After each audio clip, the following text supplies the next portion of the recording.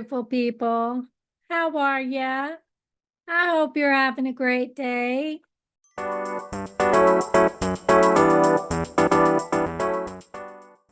My hair was getting too long, so I cut it off again.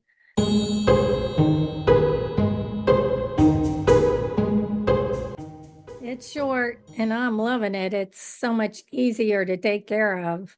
I mean, my goal was to let it grow and be long and all of that, but I mean, this is long, really, from the way that I was wearing it for probably the last 5 years before I retired, but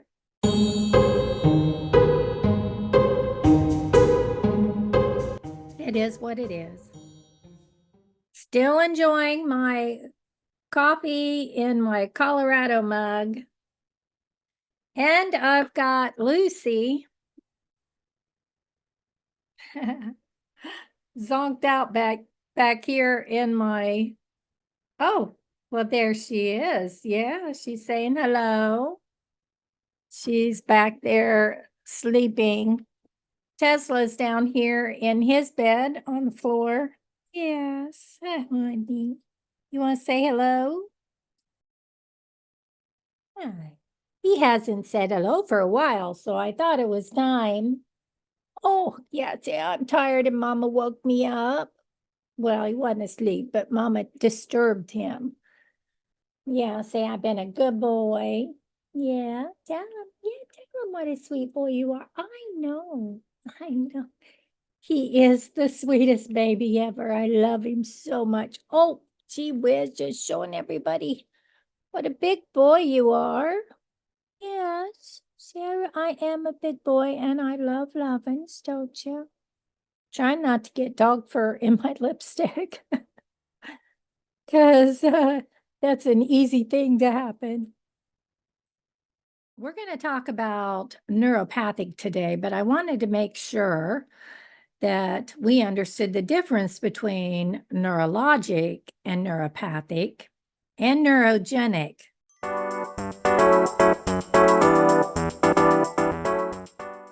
Neurologic means relating to neurology or the nervous system. So think neurologist. In a 2009 study, researchers stated that fibromyalgia patients had significantly more neurological abnormalities than the control group in 27 of 29 categories, including cranial nerves, 9 and 10, sensory nerves, motor nerves, and gait. And they had more neurological symptoms, as in photophobia, poor balance, and weakness, and tingling in the arms and legs. Poor balance, coordination, tingling, weakness in the arms and legs, and numbness in any part of the body correlated with appropriate neurological exam findings in the fibromyalgia group. According to some protagonists of the central sensitization concept claim that fibro can be medically explained as a neurologic disease, not neuropathic, and psychological processes like catastrophizing and somatization, meaning psychological, are not relevant or helpful. Well, thank the Lord for that, because that explanation needs to be gone forever. It seems obvious to me that most researchers state that fibro is a neurologic disease because it affects our nervous system. So, duh to that one.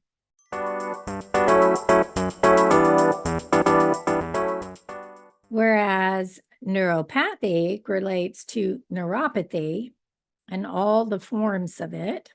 Neuropathic pain affects up to 8% of the population. And today, I want to help us gain a better understanding of neuropathic pain and how it relates to fibromyalgia. Is fibromyalgia a neuropathic disorder? The jury may still be out on this one, but here we go. So neuropathic pain or nerve pain is pain caused by damage to nerves or nerve dysfunction in the peripheral or central nervous system. The definition by the IASP, International Association for the Study of Pain, stated pain caused by a lesion or disease of the somatosensory system, unquote. It's not caused by stimulation of pain receptors, meaning pain from a prolonged painful condition like fibromyalgia. Instead, it's caused by damage or dysfunction of the peripheral or central nervous system. Neuropathic is usually caused by a chronic progressive nerve disease, although it can also occur as a result of injury or infection, but that tends to be uncommon. And there isn't always an obvious cause or trigger like an injury. Instead, the body just sends pain signals to your brain unprompted. Neuropathic pain tends to get worse over time. But Healthline states, injuries to tissue, muscles, or joints are an uncommon cause of neuropathic pain. Likewise, back, leg, and hip problems or injuries can cause lasting damage to nerves. The nerves may heal, but pain may be persistent. So, injuries can cause neuropathic pain, but it's uncommon, and when it does, it can be long-term. Therefore, neuropathic pain is a broad range of clinical conditions that can be categorized anatomically, as in peripheral versus central, and etiologically, as in degenerative, traumatic, infectious, metabolic, and toxic. Pain can come from peripheral nerves, nerves outside the brain and spinal cord, from the spinal cord, and the brain also. The spinal cord and brain are called the central nervous system, and the nerves that are spread through the rest of the body to places like organs, arms, legs, fingers, and toes are called the peripheral nervous system. Diseases like alcohol use disorder, facial nerve conditions, diabetes, shingles, CRPS, HIV/AIDS, and central nervous system disorders like stroke, Parkinson's, and MS can cause it. But other neuropathic causes of pain can be chemotherapy drugs, radiation therapy, amputation, spinal nerve compression or inflammation, trauma or surgeries with resulting nerve damage, and tumors that press on nerves.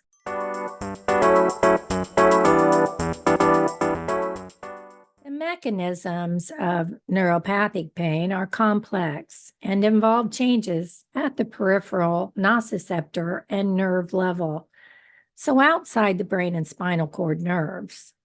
And nociceptor means pain that's caused by damage to body tissue that feels sharp, aching, or throbbing. It is at the dorsal root ganglion and in the central nervous system nociceptive pathways and terminal structures. Pain can develop after injury of the nervous system, peripheral, or central nervous system. The sympathetic nervous system may be involved in neuropathic pain, which is our fight or flight response. That means that as a response to injury, you could have an increase in body temperature, epinephrine is released, which is adrenaline, heart rate increases, and cardiac output increases. Also, skeletal muscle vasodilation occurs, meaning that the blood vessels dilate or open wide. Also, blood pressure is decreased. Cutaneous and gastrointestinal vasoconstriction occurs, meaning the skin is involved, and also the stomach and intestines. There's pupil dilation, meaning that the pupils in the eyes get larger. There's bronchial dilation, which helps the movement of air in and out of the lungs. And there is piloerection, which are goosebumps. The overall effect is to prepare for imminent danger. Do any of you get goosebumps when you get into a hot bathtub? So you're going from a cooler temperature to a hotter temperature, and yet you get goosebumps. That's what I do. So I'm assuming my body suddenly thought there was imminent danger with the heat of the hot water, but it feels good. The overactivity of the sympathetic nervous system doesn't cause the pain, but it does contribute to the observable and diagnosable symptoms and severity of the pain.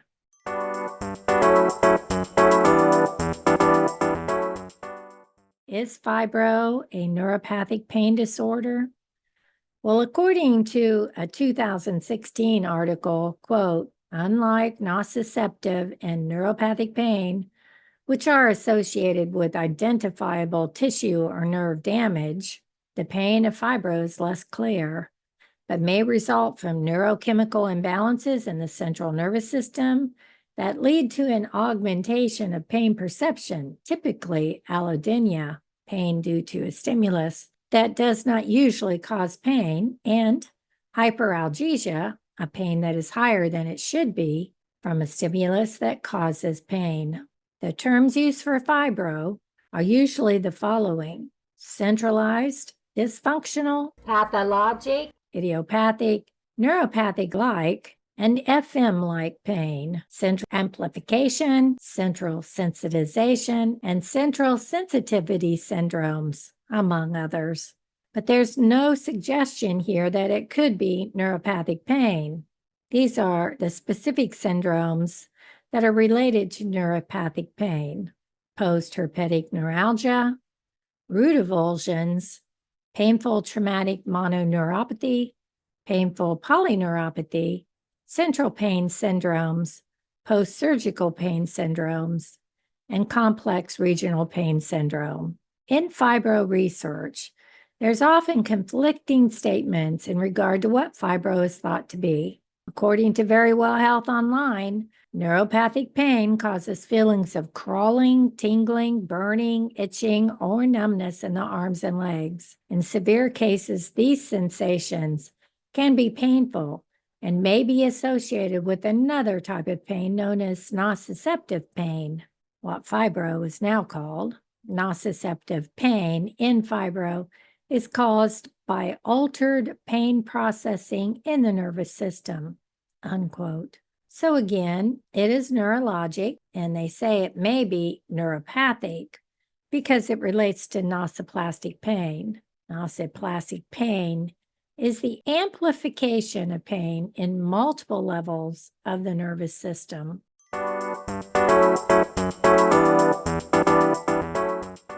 In a 2022 study, I'm confused because it states after identification of small nerve fiber pathology in some patients, a claim was made that fibro is a neurological disease. And in parentheses, it says small fiber neuropathy. Shouldn't it say a claim was made for fibro as a neuropathic disease? I'm guessing that's what they meant. But either way, they say that small fiber pathology cannot be detected in all patients with fibromyalgia. And I've said this and questioned this as well, but 49% is quite a large number, almost half. Does that mean that the rest of them just have not acquired small fiber neuropathy? Or does it just mean that there are subgroups of people with fibro, and half of us have this small fiber neuropathy pathology? I don't know. It's a little confusing, but decreased intraepidermal nerve fiber density has been noted in most chronic pain conditions, they state, and in other conditions not related to pain, like POTS, and amyotrophic lateral sclerosis. So other diseases have decreased nerve fiber density. It's not just in fibromyalgia. So that's why they're saying it shouldn't be labeled neuropathic, or these other conditions would have to be labeled neuropathic as well. I don't know. I'd like to know more about that. And I do hope we'll get more information in the near future. But it can get even more confusing when I read that fibro is a neurogenic disease, meaning it arises or it's caused by the nervous system. And as I've already stated, neurologic just means it relates to the nervous system, not necessarily caused by it. Oh my.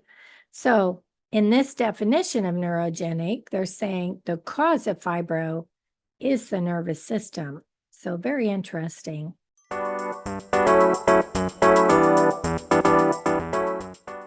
But let's continue with hopefully some things that are a little more positive.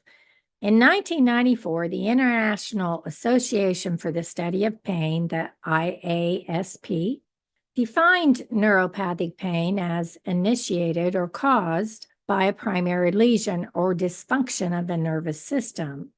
In 2008, the ISP's Neuropathic Pain Special Interest Group tweaked the definition to include disease of the somatosensory nervous system.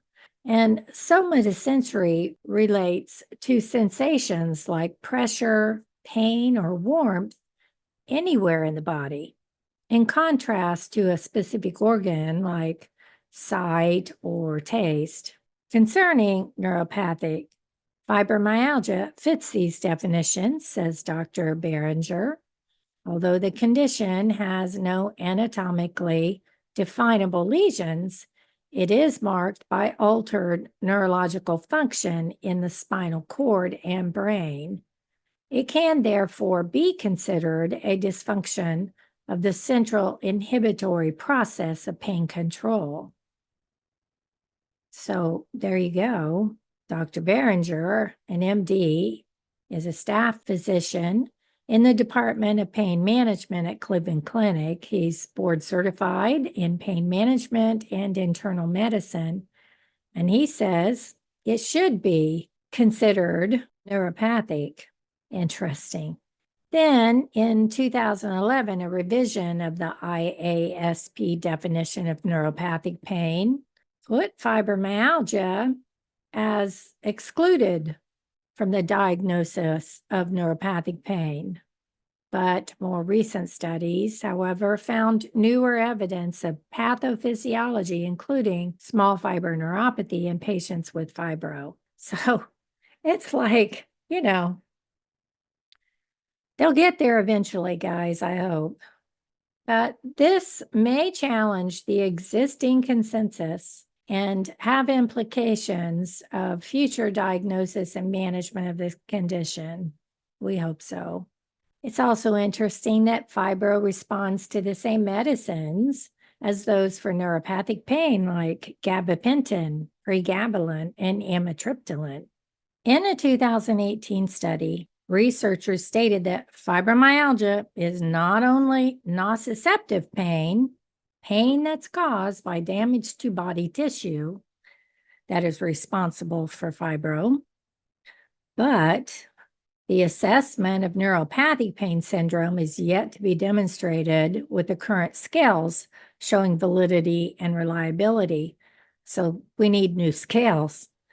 Quote, in this regard, it may not be accurate to classify fibro as a purely neuropathic pain syndrome based on this scale, although both syndromes may involve the activation of similar mechanisms, such as central sensitization, and these mechanisms may be behind the development of similar symptoms. Now, neuropathic pain syndrome is a specific disorder, and I wanted to bring this up here because I'm going to talk about this here in probably the next video. This study has demonstrated that sensorial symptoms such as numbness, tingling, and allodynia were significantly higher in fibromyalgia patients than in controls.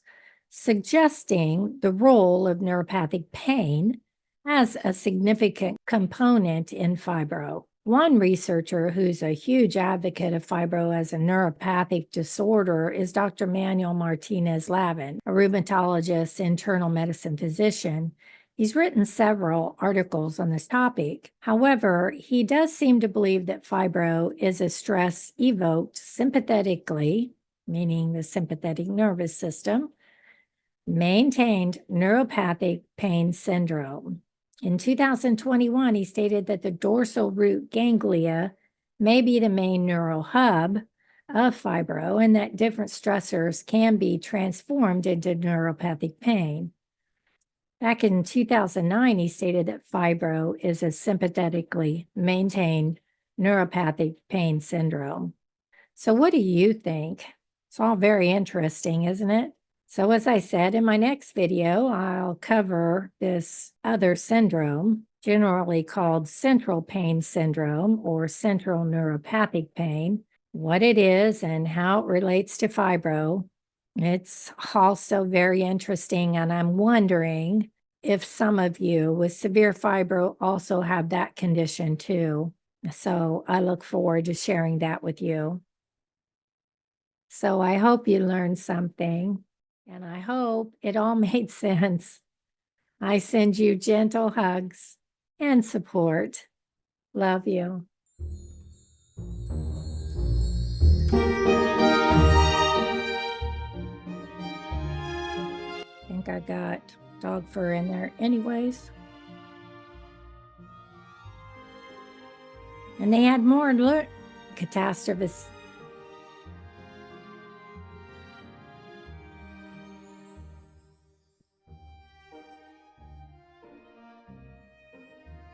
But other neuropathic pain causes